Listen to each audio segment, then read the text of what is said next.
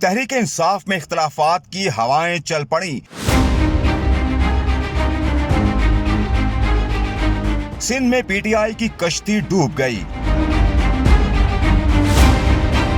تحریک انصاف کی جماعت ان دنوں شدید کشمکش کا شکار ہے، جس کے پیش نظر پی ٹی آئی کے رہنما بیچ سمندر ہی تحریک انصاف کی کشتی سے چھلانگ لگانے کو عافیت سمجھ رہے ہیں۔ میڈیا رپورٹس کے مطابق سندھ میں تحریک انصاف میں اختلافات کھل کر سامنے آ گئے، جس کے بعد تحریک انصاف کی ایک اور بڑی وکٹ گر چکی ہے۔ حال ہی میں تحریک انصاف کے سینئر رہنما اور صوبائی جنرل سیکرٹری مبین جتوئی نے پی ٹی آئی کے عہدے سے استعفیٰ دے دیا، جس کے بعد مبین جتوئی نے اپنا تحریری استعفیٰ پارٹی کے جنرل سیکرٹری عمر ایوب کو بھجوا دیا۔ ذرائع کے انکشاف کے مطابق مبین جتوئی نے حلیم عادل شیخ کو صوبائی صدر بنانے پر اختلاف کرتے ہوئے اپنے عہدے سے استعفیٰ دے دیا۔ واضح رہے کہ مبین جتوئی نے 2018 کے الیکشن میں سکھر قومی اسمبلی کی نشست پر 60,000 سے زائد ووٹ حاصل کیے تھے۔